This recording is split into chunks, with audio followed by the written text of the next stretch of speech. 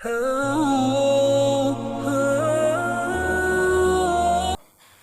बिल्लाहि मिनश्शैतानिर्रजीम बिस्मिल्लाहिर्रहमानिर्रहीम। तीसरा पारा सूरत आले इमरान और आयत नंबर 33 और 34। इन्नल्लाह अस्तफ़ा आदम व नूहन व आला इब्राहीम व आला इमरान अलल आलमीन ज़ुर्रियतम बादुहा मिन बाद वल्लाहु समीउन अलीम। सदक़ल्लाहुल अज़ीम।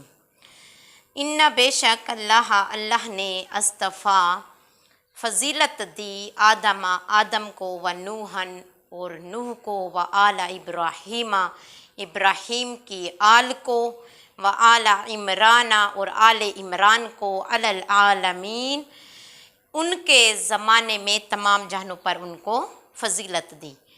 ज़ुर्रियतम उनकी औलाद में से बादुहा बाज़ को मिम्बाद बाज़ पर फ़जीलत दी गई। वल्लाहु और अल्लाह समीउन सुनने वाला है, अलीमुन और खूब जानने वाला है। ये इससे पहले जो हमने आयत पढ़ी थी उसमें था कि अल्लाह की मोहब्बत रसूलों की इत्बा से हासिल होती है, और इस आयत में अल्लाह रब्बुल इज़्ज़त ये बयान कर रही हैं कि रसूलों की फ़जीलत और फिर उनके दराजात क्या क्या हैं, यानी हमने उनको कितनी फ़जीलतें अता की हैं। मखलूक की दो किस्में हैं, यानी जितनी भी रुए ज़मीन पर मखलूक है उसकी दो किस्में हैं, एक होते हैं मुकल्लफ़ीन और एक होते हैं गैर मुकल्लफ़ीन। फिर जो मुकल्लफ़ीन हैं वो गैर मुकल्लफ़ीन से अफजल हैं। मुकल्लफ़ीन वो होते हैं जो अमल कर सकते हैं, मुकल्लफ़ होना जानी यानी उनका नफ्स मुकल्लफ़ होता है, और गैर मुकल्लफ़ीन जो इस चीज़ से महरूम होते हैं।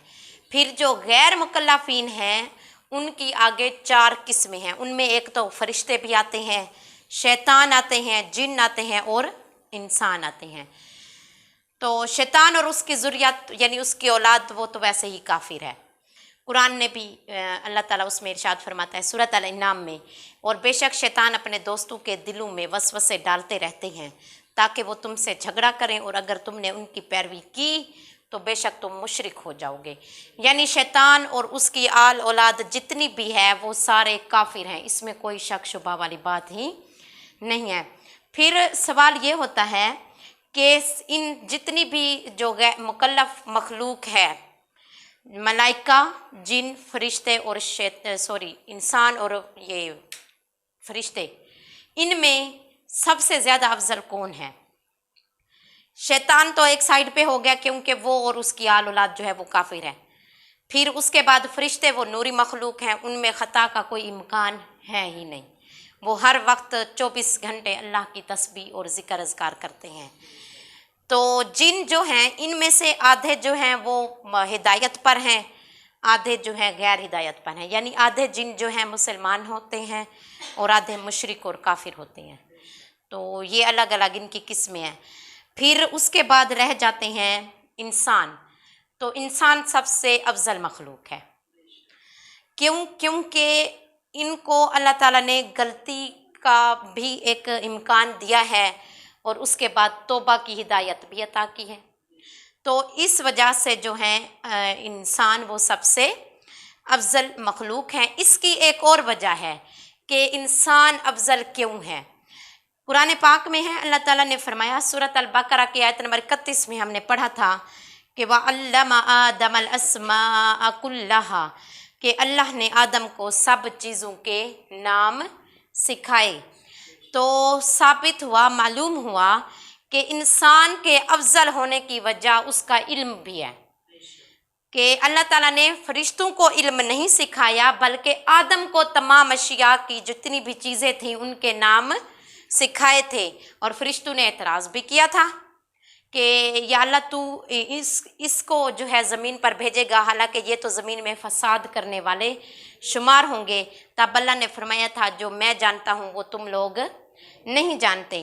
तो इसीलिए इंसानों को अफजल करार दिया गया है कि उनमें इल्म अता किया गया है, और इल्म नबियों की विरासत है। तो यानी जिनको नबियों की विरासत दी जा रही हो तो वो क्या हो गए? अफजल हो गए। تو اس کے بعد اللہ تعالیٰ نے اس آیت میں سب سے پہلے جو ہے ان نبیوں کا ذکر فرمایا جو ہمارے بزرگ بھی نبی تھے اور فضیلت والے بھی تھے۔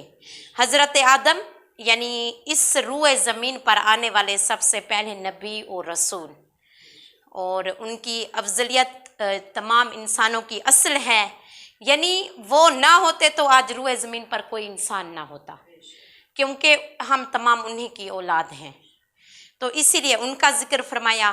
پھر حضرت نوح آئے تھے حضرت آدم علیہ السلام کے بعد، تو وہ آدم اصغر ہیں، یعنی چھوٹے آدم، چھوٹے ہمارے باپ ہیں۔ اس کے بعد اللہ تعالیٰ نے موسیٰ اور آل ابراہیم کی آل میں سے تو پے در پے نبی اللہ تعالیٰ نے بھیجے، تو یعنی انہوں نے بنی اسرائیل پر بھی راج کیا۔ اس کے بعد انہی کی اولاد میں سے سیدنا محمد صلی اللہ علیہ وآلہ وسلم بھی ہمارے درمیان مبعوث فرمائے گئے۔ اس کے بعد آل ابراہیم ہے حضرت موسیٰ کلیم اللہ، انہوں نے اللہ سے کلام کر کے دکھایا، اور پھر عیسیٰ روح اللہ، ان کا بھی تذکرہ ہے، یعنی آپ کی فضیلت کے آپ کو بغیر باپ کے اس دنیا میں معجزاتی طور پر اللہ تعالیٰ نے مبعوث فرمایا۔ تو ان نبیوں کی فضیلتیں آئیں، تو سوال یہ ہوتا ہے کہ انبیاء کرام علیہم السلام کی جسمانی اور روحانی ہر طرح سے اللہ تعالیٰ نے خصوصیات رکھی ہے۔ ان کے جسم میں بھی خصوصیات ہیں، ان کی روحوں میں بھی، ان کے عمل میں بھی، اور وہ جو کر کے دکھاتے ہیں اس میں بھی کوئی نہ کوئی خصوصیت چھپی ہوئی ہے۔ یا میں آپ سے ان کی چند جسمانی طاقتوں یعنی خصوصیات کے بارے میں بات کروں گی۔ سب سے پہلے ہے قوت باصرہ۔ قوت کہتے ہیں طاقت کو، باصرہ کے چھوٹے سے وقت میں پوری دنیا کو دیکھ لینا، جیسا کہ حدیث ہے صحیح مسلم کی ہے کہ حضور صلی اللہ علیہ وآلہ وسلم نے فرمایا کہ اللہ تعالیٰ نے تمام روئے زمین کو میرے لیے سمیٹ دیا، اور میں نے اس کے مشارق بھی دیکھے، اس کے مغارب بھی دیکھے۔ تو یہ شب معراج کی بات بھی ہے، تب آپ نے بیان کی تھی کچھ باتیں، وہ بھی چھوٹے سے عرصے میں اللہ تعالیٰ نے ان کو جنتوں کی، دوزخوں کی، ہر چیز کی سیر کروا دی تھی۔ نیز رسول صلی اللہ علیہ وآلہ وسلم نے یہ بھی فرمایا، اپنی صفوں کو قائم کرو اور مل کر کھڑے ہو، کیونکہ میں تم کو پس پشت کی طرف سے بھی ایسے دیکھتا ہوں جیسے میں تم کو اپنے سامنے سے دیکھتا ہوں۔ تو یہ ان کی وہ طاقتیں ہیں جو اللہ تعالیٰ نے نبیوں اور رسولوں کو عطا کی ہیں۔ اس میں قرآن پاک بھی گواہی دے رہا ہے، سورۃ الانعام کی آیت نمبر 75 میں ہے، اور اسی طرح ہم نے ابراہیم کو آسمانوں اور زمینوں کی ساری بادشاہی یعنی کل مخلوقات دکھا دیں، اور اس لیے کہ وہ دیکھ کر یقین کرنے والوں میں سے بھی ہو جائیں، یعنی انہیں پوری دنیا دکھا دی گئی، بادشاہی حکومتیں دکھا دی گئیں۔ تو یہ قرآن بتا رہا ہے، اور اس کے علاوہ ان کی قوت سامیہ، سننے کی طاقت نبیوں اور رسولوں کی خاص ہوتی ہے۔ رسول صلی اللہ علیہ وآلہ وسلم کی سماعت تمام انسانوں سے زیادہ قوی تھی، یعنی طاقتور تھی، کیونکہ رسول صلی اللہ علیہ وآلہ وسلم نے فرمایا آسمان جو ہے وہ چرچراتا ہے، اور اس کے چرچرانے کا حق ہے۔ آسمان میں ہر قدم پر ایک فرشتہ اللہ کے حضور ہر وقت سجدہ کر رہا ہوتا ہے۔ تو نیز یہ ترمذی کی روایت ہے، تو اس حدیث سے معلوم ہوتا ہے کہ آسمان کے چرچرانے کی آواز آپ نے سنی، تو نبی نے پتھروں درختوں کا کلام بھی سنا، گوہوں نے آپ کے لیے کلام پڑھا، جنات اور فرشتوں کا کلام بھی آپ نے سنا، اور سب سے بڑھ کر اللہ عز و جل کا کلام بھی سنا۔ تو یہ آپ کی قوت سامیہ، سننے کی طاقت نبیوں رسولوں کو بھی اللہ تعالیٰ نے دی ہے۔ تو ایک اور ہے سورۃ النمل، اس کی آیت نمبر 18 اور 19۔ حضرت سلیمان کے بارے میں آپ نے یقیناً سن رکھا ہوگا کہ وہ چونٹی سے بھی کلام کرتے تھے۔ تو اس آیت میں ہے، حتیٰ کہ جب سلیمان اور ان کے لشکری چونٹیوں کے میدان پر آئے تو ایک چونٹی بولی کہ اے چونٹیوں تم اپنے گھروں میں داخل ہو جاؤ، کہیں سلیمان اور ان کا لشکر تمہیں کچل نہ ڈالیں اور حالانکہ انہیں خبر نہ ہو۔ تو سلیمان اس کی بات پر مسکرا کر ہنس پڑے۔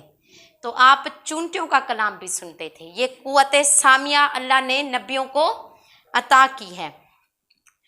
تیسری قوت جو اللہ نے ان کو جسمانی لحاظ سے دی ہے نبیوں رسولوں کو، وہ ہے قوت شامہ، سونگھنے کی قوت۔ जिस तरह हज़रत यकूब अलैहिस्सलाम के सूंघने की कुव्वत थी, हज़रत यूसुफ अलैहिस्सलाम का जब कुर्ता आपको दिया गया था तो आपको मालूम हो गया था सूंघ करके ये मेरे यूसुफ अलैहिस्सलाम का कुर्ता है।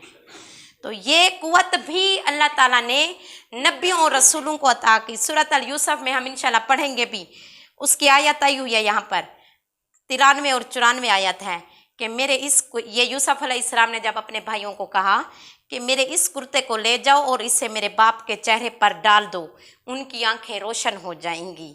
और जब काफिला मिस्र से चला तो उनके बाप ने घर वालों से कहा, अभी काफिला चला है, तो उनके बाप ने घर वालों से कहा, बेशक मैं ज़रूर यूसुफ की खुशबू सूंघ रहा हूँ, अगर तुम मुझे बुढ़ापे की वजह से नाकिसुल अक्ल ना कहो, मैं जानता हूँ कि यूसुफ अलैहिस्सलाम की खुशबू मेरे पास चलकर आ रही है, लेकिन आप अभी खुद नहीं थे, आप सिर्फ अपना कुर्ता भेज रहे हैं। तो ये ताकत भी अल्लाह ताला ने अपने नबियों और रसूलों को अता की थी। उसके बाद कुव्वत ज़ायका, चखने की ताकत भी अल्लाह ताला ने अपने नबियों और रसूलों को अता की थी। इसमें हमारे नबी सैयदना मोहम्मद सल्लल्लाहु अलैहि वसल्लम को खैबर में जब एक यहूदी औरत ने जो है वो जहरलूद लुकमा खिलाया था, तो आपने उस लुकमे को सूंघ यानी चखने से पहले बता दिया था कि इसमें जहर है।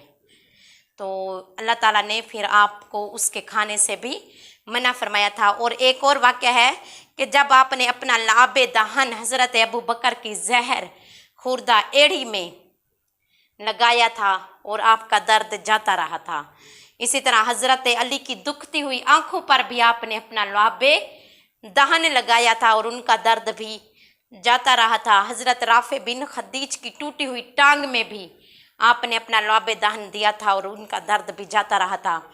तो इसी तरह और भी आए, तो इन तमाम को क्या हो गई, शिफा मिल गई। तो ये कुव्वत ज़ायका भी आप लोगों को यानी नबियों और रसूलों को अल्लाह ताला ने ख़ास अता की होती है। उसके बाद एक और कुव्वत है कुव्वत लामा। जैसे हज़रत इब्राहीम अलैहिस्सलाम को आग में डाला गया, आग गुलजार बन गई। हज़रत ईसा बर्स के मरीज़ों और मादरजाद अंधों को हाथ लगाकर ठीक कर देते थे। और हमारे नबी सल्लल्लाहु अलैहि वसल्लम ने खजूर के सतून से टेक लगाई तो उसमें ज़िंदगी आ गई। छूने की ताकत अल्लाह ताला ने अपने नबियों और रसूलों को अता की। जब आप मिंबर छोड़कर गए तो वो आपकी जुदाई में ऊँटनी की तरह चीखने लगा, और जब आप ओहद पहाड़ पर कदम रखा तो पहाड़ लरजने लग गया था, उसमें भी ज़िंदगी आ गई। आपने फरमाया था, ऐ पहाड़ पुरसकून हो जा, फिर वो पुरसकून हो गया। उसके बाद ये है हवासे खमसा, जो हमें भी दी गई हैं लेकिन हमें पूरी सूरी ही मिली हैं। कभी हम ऊंचा सुन रहे होते हैं, कभी हल्का, कभी हम सही देख रहे होते हैं, कभी हम गलत देख रहे होते हैं। तो बहरहाल ये कुव्वतें अल्लाह ताला ने अपने तमाम नबियों और रसूलों को बादरजा ओला अता की थी। उसके बाद कुव्वत मुहर्रका भी अता की गई, हरकत। मिसाल आप इसके ऐसे ले लें, नबी सल्लल्लाहु अलैहि वसल्लम का चंद मिनटों के लिए आसमान की सैर करना और पूरी ज़मीन का हर वक्त का हर कतरे का वहीं पर रुक जाना, किसी और को अंदाज़ा भी ना हो सका कि हो क्या रहा है, और आप पूरे आसमानों की सैर करके नीचे भी आ गए। ये कुव्वत भी अल्लाह ताला ने उनको अता की। जैसे हज़रत ईसा अलैहिस्सलाम का ज़िंदा आसमान की तरफ उठा लिया जाना, ये भी एक ताकत है जो अल्लाह ताला ने दी थी। और हज़रत सुलेमान अलैहिस्सलाम के जो मसाहिब थे, उनके पलक झपकने से पहले तख्त को उनके सामने पेश कर दिया था। कुरान में भी है, सूरत अल-नमल में आयत नंबर 40, जिसके पास किताब का इल्म था उसने कहा, मैं इसी तख्त को आपकी पलक झपकने से पहले आपके पास ले आता हूँ। और ऐसा ही हुआ था। जब हम इसकी तफसीर इंशाल्लाह देखेंगे तो उनके पलक झपकने से पहले उस तख्त को सही सलामत उनके सामने पेश कर दिया गया था। तो जब अंबिया की जिस्मानी कुव्वतें यानी जो उनके जिस्म की ताकतें हैं वो इस कदर कामिल यानी मुकम्मल होती हैं, तो उनकी रूहानी और अक्ली जो कुव्वतें होंगी उनका इत्माद क्यों कर महाल है। यानी अल्लाह ने उनको हर चीज़ से अफजल बनाया है, हर चीज़ में अफजल बनाया है, चाहे वो जिस्मानी है, चाहे वो रूहानी है, चाहे वो अक्ल की बातें हैं, हर चीज़ में वो अफजल और आला है। एक और बात कि इस चीज़ में कभी भी कोई शक और शुबा नहीं होता कि अल्लाह ताला ने अपने तमाम नबियों और रसूलों को रूए ज़मीन पर फजीलत अता की है।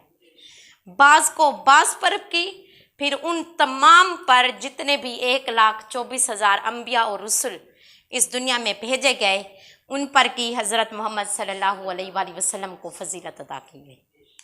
क्योंकि अल्लाह ने फरमाया इस आयत में कि उनमें से बाज़ की औलाद हैं और अल्लाह बहुत सुनने वाला और खूब जानने वाला है। तो इसका मतलब ये है कि बाज़ की हकीकी औलाद भी हैं। हज़रत आदम के सिवा बाकी सब हज़रत आदम की औलाद हैं, यानी हज़रत आदम के कोई वालिद नहीं है। उन्हें अल्लाह ताला ने अपनी मर्ज़ी से, अपनी मंशा से पैदा किया। उसके बाद जितने भी आए वो तमाम किसकी औलाद हैं? हज़रत आदम अलैहिस्सलाम की औलाद हैं। और ये सब एक दूसरे के मानवी औलाद हैं। मानवी के एतबार से आप देख लें कि सब का मतलब यानी इस दुनिया में आने का एक ही था, अल्लाह की वहदानियत को रूए ज़मीन पर कायम करना। जितने भी आए सब का पैगाम एक ही था, अल्लाह एक है, उसी की इबादत करो। और सैयदना मोहम्मद सल्लल्लाहु अलैहि वसल्लम की खसूसियात को भी इस रूए ज़मीन पर फैलाना और बताना। तो मानवी एतबार से भी वो तमाम एक दूसरे की औलाद हैं, हकीकी एतबार से भी बाज़ की औलाद हैं, और अल्लाह ताला ने उनको फजीलतें भी अता की हैं। फिर अल्लाह कहता है कि अल्लाह बहुत सुनने वाला और खूब जानने वाला है, कि अल्लाह अपने बंदों की बातों को भी सुनने वाला है, उनके कामों, उनके दिलों की बातों को भी जानने वाला है, और अपनी मखलूक में से अक़वाल और अफ़ाल की इस्तकामत का भी उसको इल्म है। और फिर जब अल्लाह को मालूम हो जाए, यानी अल्लाह को मालूम होता है, लेकिन जब बंदा अपने अक़वाल और अफ़ाल पर इस्तकामत वाला बन जाए, अल्लाह उस बंदे को मुंतखब कर लेता है और फिर उसको फजीलत अता फरमा देता है। तो ये अल्लाह की शान है, क्योंकि अल्लाह ने फरमाया अल्लाह अपनी रिसालत रखने की जगह को खूब जानता है। सूरत अल इनाम में फरमाया। फिर इसका दूसरा मतलब आप ये समझ लें कि जो लोग अल्लाह के साथ शिरक करते हैं, मिसाल के तौर पर ईसा और हज़रत उज़ैर को लेकर जो है, यानी वो अपने उन्होंने अकायद घड़े हुए हैं, जी उन आयतों में तावीलात की हुई हैं, उनके बाद भी अल्लाह कहता है कि मैं खूब जानने वाला हूँ कि मैं अल्लाह कौन हूँ और ये लोग क्या करते फिर रहे हैं। तो ये है कि इस आयत का अव्वल हिस्सा अम्बिया अलैहिमुस्सलाम की फजीलत और इसका आखिरी हिस्सा उनके मुनकरीन की मज़म्मत और तहदीद में है। अल्लाह से दुआ है कि अल्लाह में समझने और अमल करने की तौफीक अता फरमाए। और जिस तरह अल्लाह ने अपने रसूलों को अफजल बनाया, तो मैं कहती हूँ खल्क से औलिया और औलिया से रसूल, रसूलों से आला हमारा नबी। वमा अलैना इल्लल बलागुल मुबीन। सदक़ल्लाहुल अज़ीम।